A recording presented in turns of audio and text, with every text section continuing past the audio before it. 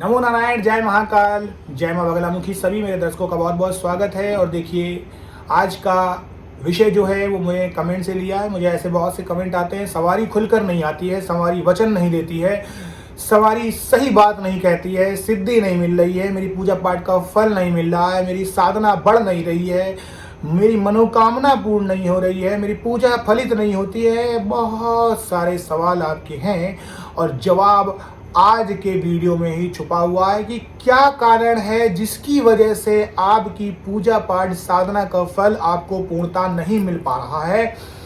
अगले 7 से 8 मिनट मैं आपको एक एक चीज बताने वाला हूं, उसको ध्यान से सुनिएगा।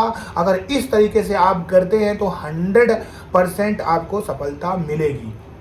चलिए वीडियो को बिना कोई समय गवाए आगे बढ़ाते हैं। और आपके लिए सबसे पहला गुरु मंत्र एक जान लीजिए कि अगर आपका इरादा बड़ा है, अगर आपको कुछ पाना बड़ा है, तो ये याद कर लीजिएगा आपको परिश्रम भी कठिन ही करना होगा। सिर्फ मंत्र जाप करने से ही आपको कुछ नहीं मिलने वाला है। तंत्र शास्त्र में और वैदिक शास्त्र में मंत्र जप, तंत्र, जेमस्टोन, साधना, व्रत, हर चीज मैटर करती है। और आज का विषय मेरा इससे अलग है, मेरा है साधना। मतलब हम चल रहे हैं तंत्र के रूप में, हम चल रहे हैं वाम मार्गी साधनाओं में, जिससे हमें सब कुछ मिल सकता है जो आपके भाग्य में भी नहीं है। क्योंकि भाग्य बदलने वाला भी ईश्वर है, भाग्य को देने वाला भी ईश्वर है, और भाग्य से हम हर चीज पा सकते हैं। और जो हम करने जा रहे हैं साधना, वो भाग्य बदलने की क्षमता रखती है, क्योंकि भाग्य बदलने वाले ईश्वर को ही हम पूज रहे हैं। तो आप तंत्र से सब कुछ पा सकते हैं, लेकिन गलती कहां पर हो रही है इसको समझिएगा। पहली बात, जो भी इंसान ऐसा सोचता है कि वो कोई भी तरीके नियम ना अपनाए और सोच के सिर्फ ऐसा मंत्र करे 2 मिनट में, तो आपकी बहुत बड़ी भूल है। ऐसा नहीं होने वाला है। एक एक करके नियम सुनिएगा। सबसे पहला नियम, मंत्र जाप हमेशा शुद्ध उच्चारण से होना चाहिए, लयबद्ध तरीके से होना चाहिए, और कोशिश करें कि जल्दी जल्दी मंत्र जाप मत करें। याद करिए, 15,000 मंत्र की अपेक्षा 108 मंत्र भी काम करते हैं। अगर आप राधे राधे उसमें खो के बात करते हैं तो 100% वो मंत्र बहुत तेजी से काम करता है। ये पहला नियम है। दूसरा नियम, शरीर की शुद्धता बहुत इंपॉर्टेंट है। बहुत सारे ऐसे क्वेश्चंस आते हैं कि गुरुजी मैं सुबह उठ जाऊं, सिर्फ नहा धो के ना करके ऐसे हाथ मुंह धो लूं। ऐसा नहीं होता है। अगर आपकी आत्मा पवित्र है, आप अपने शरीर को भी पवित्र करिए। इसका कारण बस इतना ही होता है, जब आपका शरीर पवित्र होता है तो आपको सुस्ती नहीं आती है, आलस नहीं आता, अच्छे से आप काम कर पाते हैं।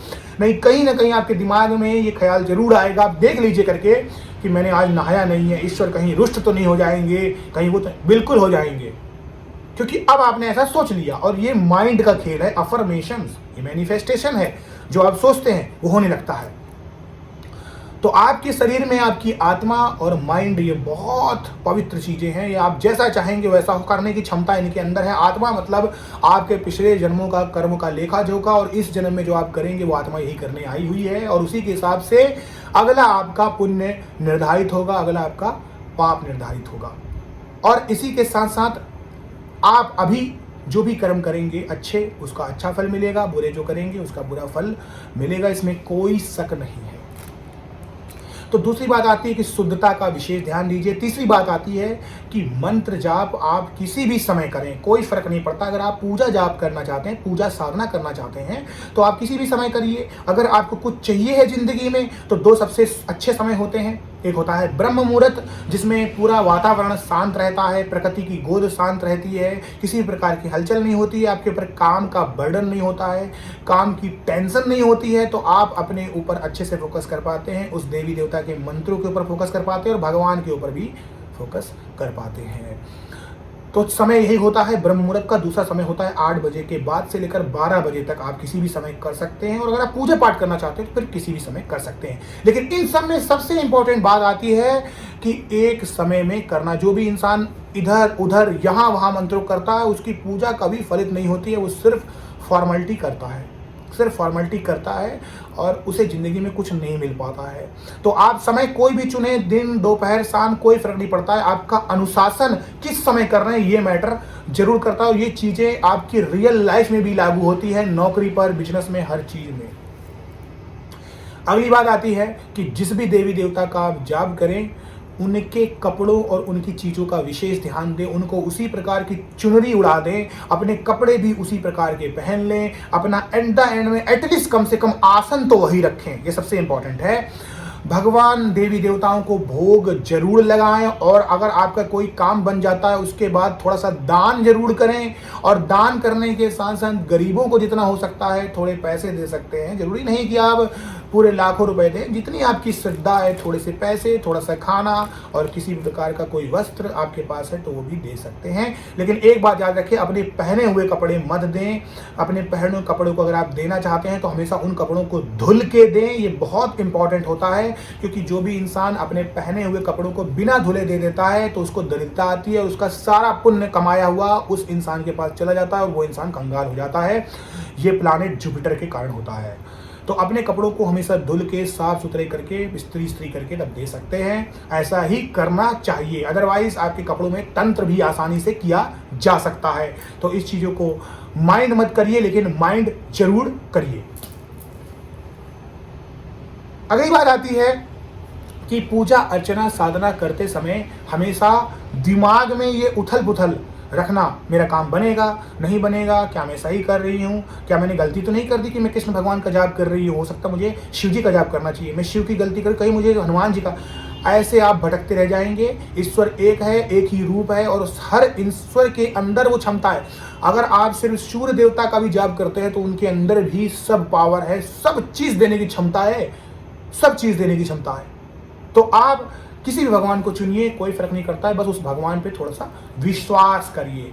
अगली बात आती है कि पूजा साधना में अगर आपका, जैसे कोई भी महिलाएं हैं उनकी मेंस्ट्रुअल साइकिल चलती है, कोई प्रॉब्लम नहीं है, ये नेचुरल प्रोसेस है। इस समय मुझे एक ऐसा क्वेश्चन आया था कि क्या करना चाहिए, कोई दिक्कत नहीं है जी।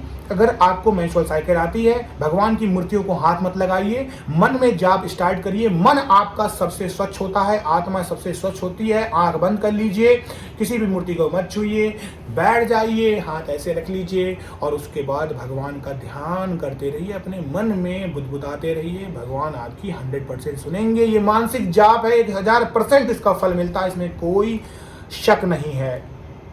एट द एंड में सबसे बड़ी बात आती है कि जिस भी गुरु की आप पूजा कर रहे हैं उसका ध्यान करिए, उनका नाम लीजिए और उनके पर विश्वास करिए, आप जरूर सफल होंगे। कोई भी जो आपका गुरु है, अगर आप गुरु बनाते हैं तो उस पर विश्वास करिए। सबसे बड़ी बात आती है कि जब भी आप पूजा पाठ साधना करें, अपने सामने एक लोटा जल भरकर जरूर रखें। एक लोटा जल सारी समस्याओं का हल। ये ऐसे ही नहीं आया है शब्द, इसका मतलब ये है कि एक लोटा जल आप अपने हाथ में ऐसे पानी डालिए और बोलिए, हे नारायण भगवान जगत के पालनहार, मैं अपनी ये साधना पूजा करने जा रहा हूँ या करने जा रही हूँ या पूजा ही करने जा रही हूँ, कृपया करके मेरी इस पूजा को फलित कीजिए। और भगवान से अपनी मनोकामना मांग सकते हैं। ये भी मुझे क्वेश्चन आया था, इसमें भी कोई हर्ज नहीं है, आप बिल्कुल अपनी मनोकामना मांग सकते हैं। और अगर नहीं मांगना चाहते हैं तो भी नहीं मांगे, भगवान सब जानते हैं, अंतर्यामी हैं, दयालु हैं और भगवान से नहीं भी मानेंगे तो उन्हें पता चल जाता है कि आप किस लिए कर रहे हैं। इसीलिए तो वो भगवान है, उच्च है, परमात्मा है। तो ये काम आप जरूर करिए। संकल्प भी जरूर लीजिए। अगर आप 31-41 दिन की या किसी प्रकार की कोई साधना करने जा रहे हैं किसी पर्टिकुलर दिन के लिए, तो संकल्प लीजिए। उसके बाद उस जल को छोड़िए और नाम लीजिए, ओम विष्णवे नमः, ओम विष्णवे नमः, ओम विष्णवे नमः। उसके बाद जब आपकी साधना कंप्लीट हो जाती है तब भी हाथ में जल लेके बोलिए कि मैं अपनी आज की साधना पूजना अर्चना को भगवान विष्णु के चरण कमलों में समर्पित करता या करती हूँ। 3 बार जल छोड़िए, जल को माथे पर लगाइए, आपकी पूजा अब फलित हो चुकी है। अगली बात आती है कि आप जिस माला से करते हैं उस माला को आप धारण नहीं करते हैं, इसकी वजह से भी आपको पूरा फल नहीं मिल पाता है। उस माला को आप 5 मिनट के लिए केवल धारण करिए। आप जमीन पे मत रखिए, उस माला को किसी कपड़े के ऊपर रखिए। एक कपड़ा आप अपने आसन पे बिछा सकते हैं जब भी माला जाप करते हैं। वैसे तो माला को हमेशा अपने यहाँ पर अपने दिल के करीब रख के ही जाप करना चाहिए, ये तरीका होता है। माला को हमेशा गोमुख गोमुखी यानी एक गोमुखी कपड़ा होता है उसमें रखना चाहिए। अगर कपड़े में नहीं रखते हैं कोई प्रॉब्लम नहीं है, इसीलिए मंत्रों को भगवान विष्णु को समर्पित कर दिया जाता है। तो अपने आसन पे, अपनी जगह पे, अपने पालथी में, अपने गोद में एक कपड़ा बिछाएं जिससे माला आपके पैरों पे या आपके जननांगों में टच ना हो। इसी की वजह से आपको श्राप लगता है और दिक्कतें आ जाती है, इसलिए पूजा आपको सही प्रकार से फलित नहीं होती है। इसी के साथ साथ जब भी आप पूजा पाठ करें तो स्टार्टिंग में बोलें कि मैं अपने अपने मुख से श्री गणेश जगत के पालनहार प्रथम पूजनी जी का स्वागत करती हूँ, अभिनंदन करती हूँ और उनसे कामना करती हूँ मेरी पूजा पाठ को सफल बनाए। पहला ध्यान ही भगवान गणेश का जरूर लेना है, दूसरा नाम लेना है भगवान शिव का, तीसरा नाम लेना है माँ दुर्गा का, चौथा नाम लेना है आपको सूर्य भगवान का, पांचवा नाम आपको लेना है किसका? अपने गुरु का, यानी जो आपके गुरु हैं उनका भी नाम लेना है। फिर छठा नाम लेना है कुल देवी देवताओं का, सातवां नाम लेना है अपने पितरों का। ये काम अगर आप करते हैं तो 100% आपको हर तरफ से आशीर्वाद मिलता है, आपकी पूजा फलित तो होनी है, कंफर्म है। तो बहुत सारी ऐसी गलतियां हैं जिसकी वजह से आपकी पूजा सही प्रकार से फलित नहीं होती है। जो लोग इतने नियम का पालन नहीं कर पाते और उठपटांग कमेंट करते हैं वो जिंदगी भर भटकते ही रहते हैं, ये कंफर्म है। ऐसे लोगों का कमेंट उठपटांग करने की वजह से बुद्ध खराब रहता है। ऐसे लोग जब उठपटांग गाली देते हैं तो उनकी वाणी में दोष लगता है, उनका केतु भी खराब होता है, गुरु का अनादर करते हैं, जुपिटर भी खराब होता है, इधर उधर भटकते हैं, मंगल भी खराब होता है, चंद्रमा भी खराब है, मान सम्मान नहीं मिलता है, बदले में गाली खाते हैं तो सूर्य भी खराब है। और अगर उठपटांग हरकत करेंगे और किसी भी गुरु को कुछ कहेंगे तो बदले में उन्हें जो श्राप मिलेगा तो सारे ग्रह खराब हो जाएंगे, कन्फर्म है। तो पूजा अर्चना के साधना के जो नियम है उनका पालन करिए, सही प्रकार से 100% आपको सफलता मिलेगी। आई होप आप लोग स्वस्थ होंगे, खुश होंगे, अच्छे होंगे। आप लोग ऐसे ही आगे तरक्की करते रहिए, मेरे से जुड़े रहिए। आपका कल्याण हो। नमो नारायण, जय महाकाल, जय बगला मुखी।